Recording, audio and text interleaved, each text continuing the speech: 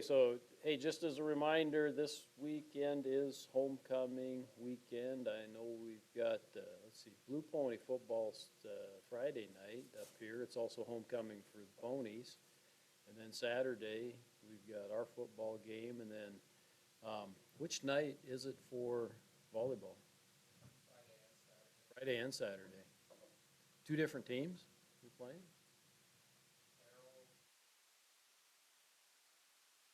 Tech, maybe? I was thinking that Tech was coming up, so. So we got all kinds of activities going on this weekend, and then as a prep for that, unfortunately, I got a meeting tomorrow night, so I can't go to it, but I know they're serving prime rib dinner at the sub for. You gotta watch your weight, Colin. For homecoming, and it's a Wednesday, so tomorrow night at 7 o'clock, I think is what it says. Maybe it ends at 7. Maybe I can go because my meeting's at 7. 5 till 7 or something.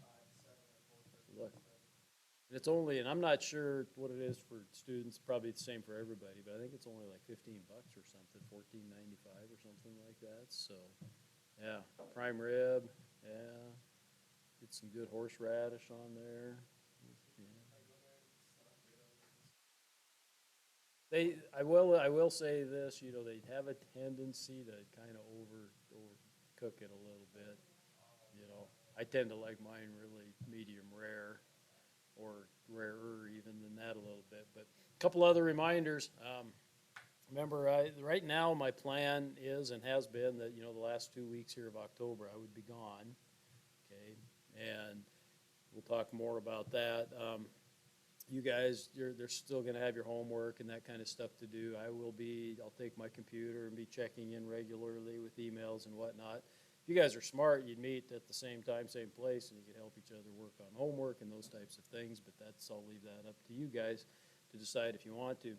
That said, and I've also mentioned this too, my mother-in-law, she's probably in her last days, and so I don't know.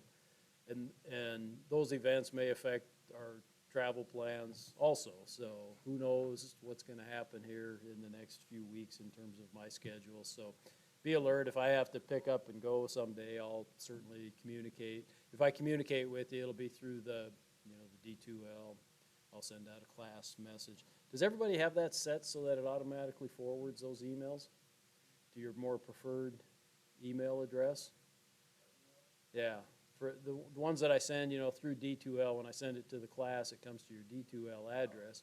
And unless you check your D2L, email, Brightspace, I'm sorry. Then yeah. Or you just set it, I just go in and set the Brightspace email to automatically forward to my regular email so that I get my email constantly. So, okay. Anyhow, that's how I'll communicate, if something comes up, if I got a vamoose here in a hurry for whatever reason, okay. But right now, again, the plans for us need to be gone anyhow the last couple of weeks of October. I'll make sure you guys have plenty to do in my absence, so. All right, so on the project one, again, it's really important for you guys, and most of you guys are doing fine on this, but it's really important, read your feedback. Okay, if I've recommended some changes or corrections, make sure you do those, okay? You guys have class time, it's sometimes it's kind of frustrating for me when I'm sitting there correcting something and, oh, somebody missed something that, one, I talked about in class time, and two, they could have done during class time and asked me if it was right or not, and would make both of our lives a lot easier and make your grades better too, okay? So, use class time and use it wisely, and don't be afraid to say, hey, come take a look at this, right? Tell me what I'm doing wrong or something, okay? As opposed to me having to type long feedback in the thing and going from there. So the next part is cash flow and the balance sheet, okay? There's a couple of things, not much, but a couple of things we do want to look at on the cash flow. If you look at it, there's only 1, 2, 3, 4 orange rows, Okay, so they're the only ones that you could possibly change. And if we go down those, let's take a look at them. Additional inventory. It's unlikely that any of you would project any additional inventory, okay? So, number one, a lot of you guys are doing service types of businesses that don't have any inventory to begin with, so you wouldn't have any additional inventory. So there's a really good chance that you're gonna leave that blank. Mary Ann might be an exception, right? Okay. Well, I have to replace stock. But the program automatically assumes that you're replacing your normal stock. So the only time you might increase, Nothing new. right, right. If you thought you might wanted to bump up your normal inventory, you might do that at the end of the first year or the end of the second year or something, buy $1,000 or a couple $1,000 or whatever the case may be, okay? You would be kind of the exception. I don't think anybody else that really even applies to, okay? The next line down, the orange line down, is the owner's distribution. In this case, everybody will need to have something in your owner's distribution. Okay? This is where you pay yourself. Remember we went back to that to the payroll, and I said owners don't get paid. Here's where you pay yourself. Okay, and be cautious when you pay yourself, right? That you don't pay yourself too much and you create a big, huge deficit. Okay. So you got to kind of take a look at what your cash flow is saying that you're doing. This particular example I have up here, I got a lot of dollars in there. I could afford to pay myself pretty good. I could afford to pay myself four or $5,000 a month. Okay, that might be a little bit optimistic, right? But take a look at that. It doesn't mean that you wouldn't necessarily have a bit of a negative balance at times, especially if you have a seasonal type of a business. You might run a little negative balance for a while, okay? And that would be fairly normal for a new business, right? That, maybe we don't cash flow perfectly in the first year. Hopefully we'll correct that in the future years, okay? So, what do you put in there? Maybe it's $1,000 a month, maybe it's 15, maybe you gradually increase it, okay? Whatever the case may be, you put that in there and that's fine. Okay. Line of credit repayments is the next line down. This is a maybe, okay?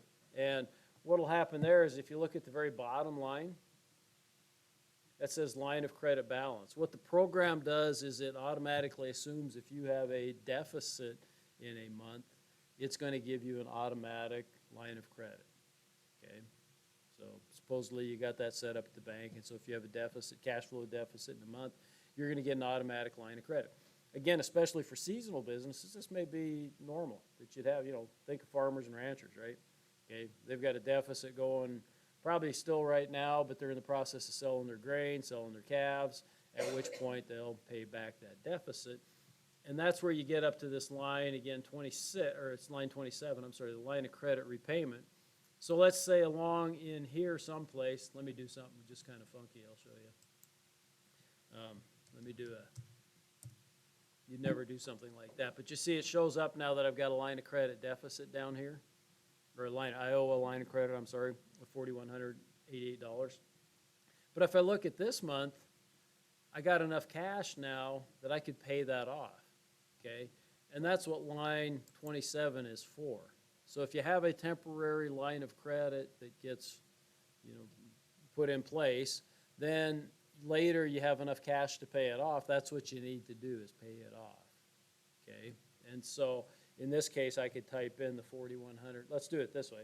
Maybe it's pretty close there. So maybe I say, hey, I'm just going to pay $2,000 this month, and then next month I still owe $2,188. I'm going to pay that off too then, okay? So now my line of credit balance has gone to zero, and I'm a happy camper, okay? So if that happens, if you get to that point where you do have a line of credit and later you have the cash to pay it off, you need to make that happen, okay? Everybody kind of follow me there on the cash flow for year one anyhow of the cash flow, okay? Dividends paid, probably not going to pay any dividends, right? Again, that's because of the way you have it set up tax-wise. If you pay anything to yourself, it's just going to be an owner's distribution. In other words, there's no real difference between a dividend paid and an owner's distribution. Okay. Cash flows, years 2 and 3, and you gotta know that this goes through there, okay? You need to do the same things. In other words, if you're paying yourself, which you have to do, you need to go to year 2 and make sure you pay yourself in year 2. And you need to go over to year 3 and make sure you pay yourself in year 3. If you incur a line of credit, then you need to pay it off if later you have, the cash to do that.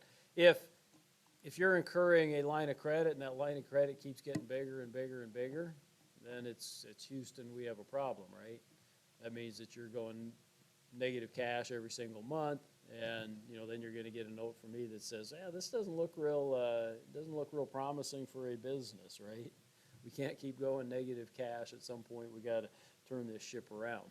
Okay, seasonal businesses will tend to go negative for several months and then turn it positive. That's kind of normal. Maybe you got enough cash balance to handle it too. So, okay.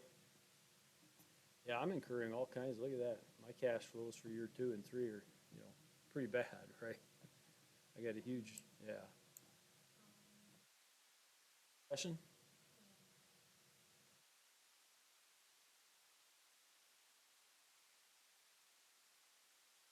Yep, yep. Because those are getting paid off through a normal amortization process. If you go way back here,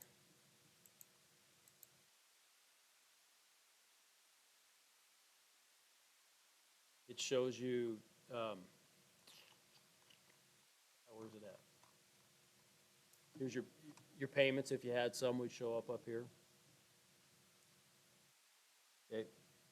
And they do show on the cash flow. They have to as well, right? Loan payments right there in line 24. Okay. But the program's doing a lot of the work for you here, right? Making your life quite a bit easier, hopefully. Okay, everybody can follow me then on the cash flow? Then one other thing, and please have your thing opened right now, okay? Everybody got your deal open? Yep. So you go to the balance sheet, the last one, sheet number 8. Okay. Go here to cell E12, F12, E13, and F13. You see those 4 cells? Okay. Highlight them like I just did and hit your delete button. Then we got to unprotect the sheet, sorry. So let's unprotect the sheet first again.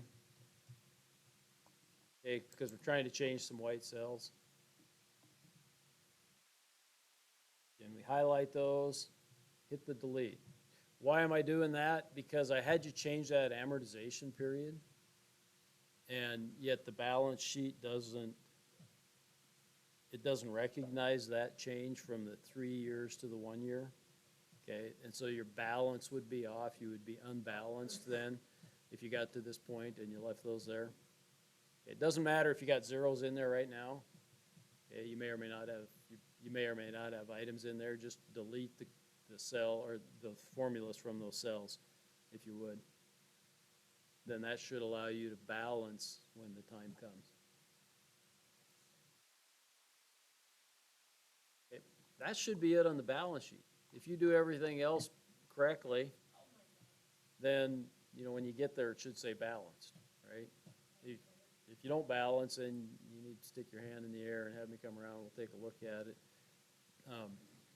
Sometimes things can get horribly goofed up. The first place to look always, if you get here and it doesn't say you're balanced, is to go back and make sure that your starting point is balanced, right? If your starting point isn't balanced, then your ending point's not going to balance either. Any questions about that? None? Yeah, Bridger, question?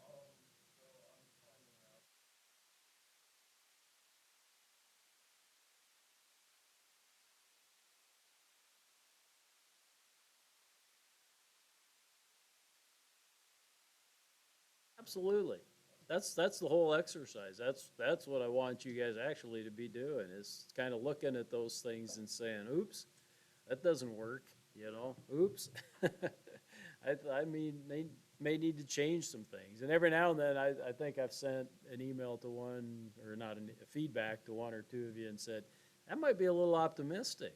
I'm not saying either that you have to change that. I'm just kind of saying, yeah, that might be a little, you may want to consider making some changes there. I don't think you're going to make $1 million in your second year, or whatever the case may be, right?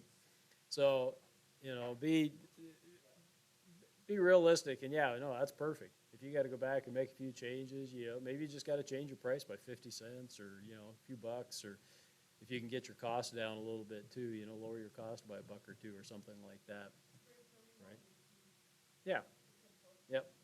Either that or marry well, okay? If you marry well, then you'll be okay, right? Get somebody to support you. Okay, questions about those? Chapter 8's due this week. I've looked ahead here now and I've changed the due dates. I think I got them pretty well correct through about chapter 11 or so. And so we shouldn't be sitting too bad. This should kind of do it for project 1. So next week while I'm here, maybe it's starting on Thursday, I'm going to get ahead and start talking about the project 2 a little bit more maybe than I normally would. Okay, so I'll spend some time talking about that project 2 and what you're going to be doing there. So if you can, it'd probably behoove you guys try to get this project 1 maybe put to bed, and we might get a little earlier start then on project 2. So, okay, questions? And sign off and let you guys go to work.